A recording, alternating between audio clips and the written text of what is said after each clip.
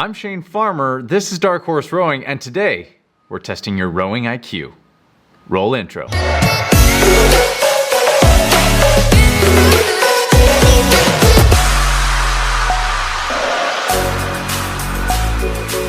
We're back with a version of the Q&A, which you guys loved last time, and we thought, you know what, we've gotten enough questions, let's do it again. We got 10 questions for you today. I'm gonna list them up first. You can go through answers on your own and then cross-reference with our answers as we go through to see how you stack up on your rowing IQ. Number 1, how is pace calculated?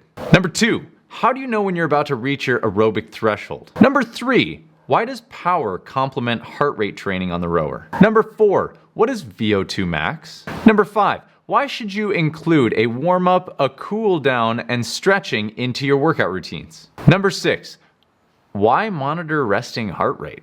Number 7, what is stroke rate, otherwise known or seen as SPM?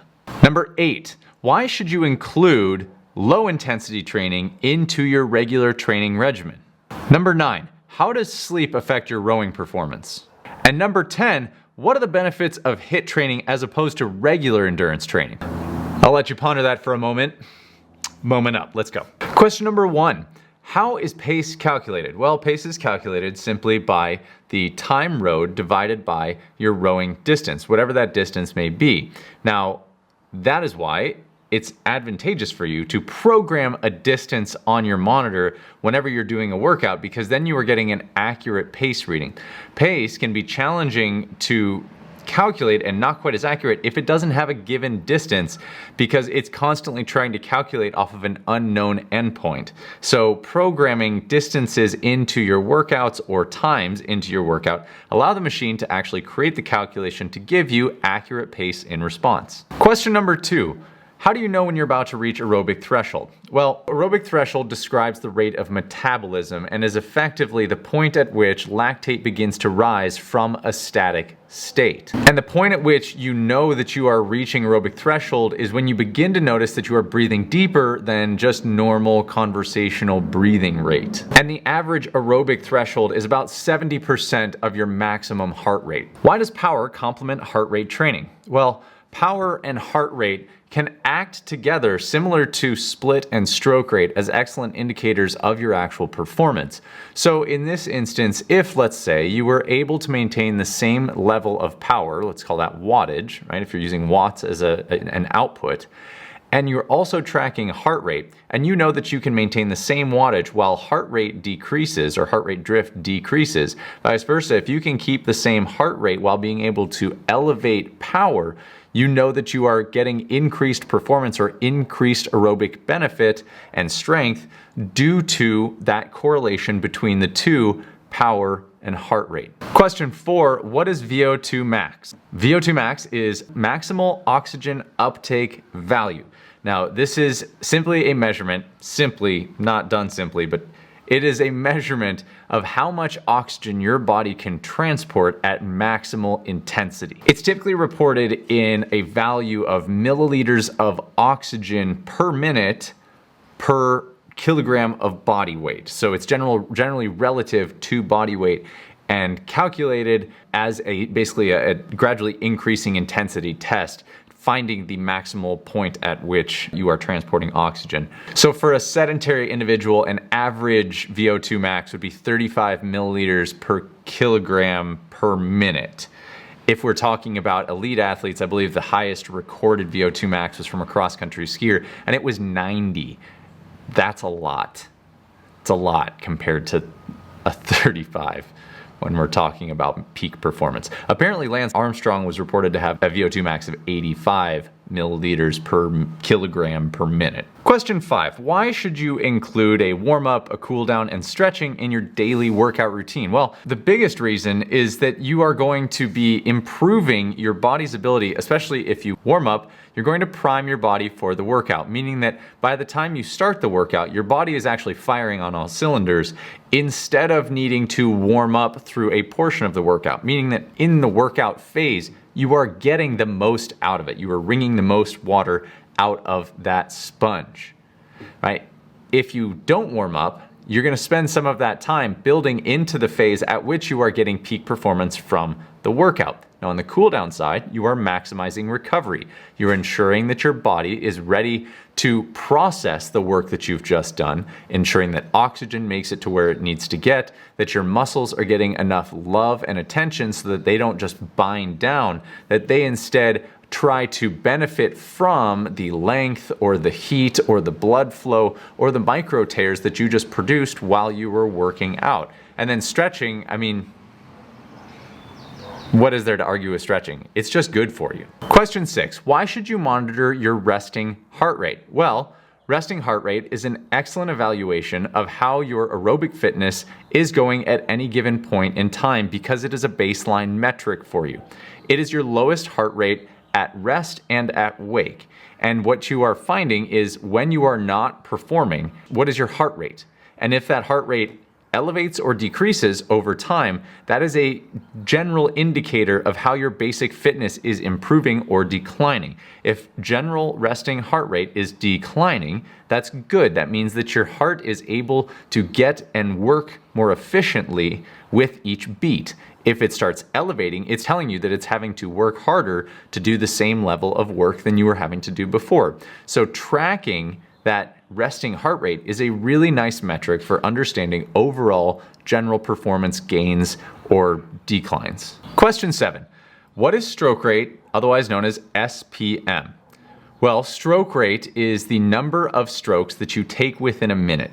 It is one of the base metrics that you need to understand when you're on this machine because it allows you to adapt to and develop a baseline of efficiency and rhythm on the machine, as well as it's a metric for guiding workouts. If you can control stroke rate, you will use stroke rate to guide certain workouts to create certain aerobic events and help you to delineate what you are trying to accomplish outside of the workout.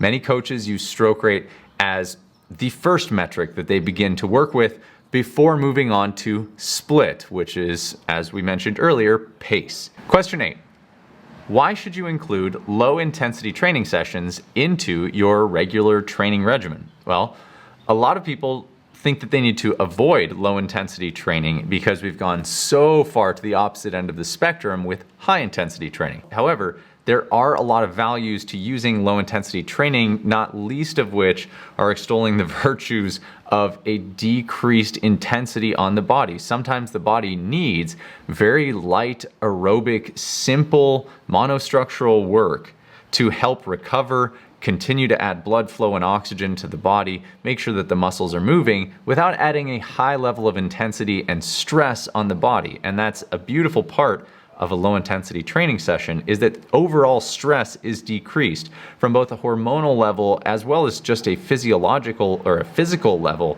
The muscles are not having to put out the same effort and stress that they do when you're inside of just a heart pounding, feel like your insides are melting, intense workout. Low intensity is an advantageous piece to add in on a regular basis to ensure that you are rounding out the entire fitness picture. Question 9, how does sleep impact your performance on the rower? Well, sleep is one of the most important parts of recovery in general in your life. That's a big statement, I know, but trust me, it's important. Well, first, we need to determine your optimum amount of sleep. It's different for everybody.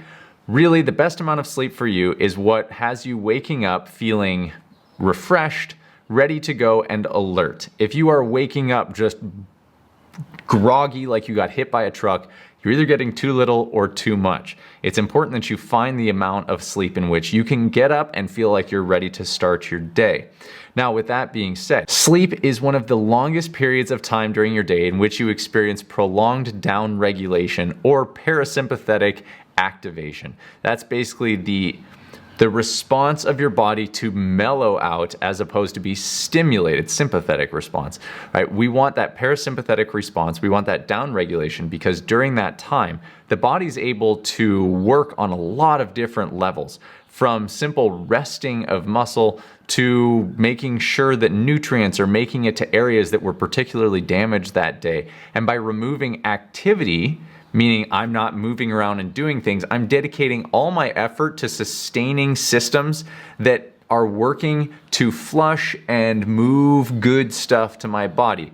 You can go as deep as you want on sleep, but trust me on this one, sleep is one of the best things that you can do for yourself and for your training to make sure that every day is a great training session for you. Question 10, what are the benefits of HIIT training over regular endurance training? Well, the benefits and the values that people have placed on HIIT training are that, number one, you can get the same impact from endurance training in a shorter period of time. Now, why is that important? Is usually because it reduces the amount of stress on the physical body from having to move through a large volume, meaning I'm not having to run 20 miles. Instead, I can run 4 1-mile sprints. And that reduces overall load on my body while being able to pull out the same benefits from an endurance standpoint. Now, it doesn't mean that the workouts aren't necessarily harder in other ways, and so it kind of balances out. So time-wise, yes, we can generally spend less time. However, it also adds in a little bit higher intensity onto the body, which can be of great value. But over a prolonged period of time, kind of as we discussed earlier with low intensity training, my favorite saying is everything in moderation, including moderation. Therefore, HIIT training has value, and if you are looking at endurance training, HIIT can be high intensity interval training, can be a great way of inserting a reduced work volume to accomplish the same results, as long as we are cognizant that it is not the only end-all be-all format for your training program. So, how did you score? What were you thinking ahead of time versus what we came up with? And what did you learn in the process? I want to know in the comments below what stuck out to you most as perhaps the most valuable takeaway that you're going to have from this video. Guys, if you keep delivering your videos to us, we will keep answering them because we are loving this format and we like the fact that we get to deliver information to you that's actually valuable instead of just guessing what we're supposed to make videos on. So thank you for your questions as always. And guys, thank you as always for spending your time with us here at Dark Horse. If you loved everything you got out of this, make sure you hit that subscribe button and the little bell next to it so that you get alerted whenever we come out with a new video. And as always, we'll see you on the other side. Hey, thanks for watching the video. If you enjoyed this and you're looking for more and you want workouts, continuous coaching from me and my other coaches in our private Facebook community, it's our monthly workout program. It's $39 a month. Just go over to darkhorserowing.com/athlete to sign up now.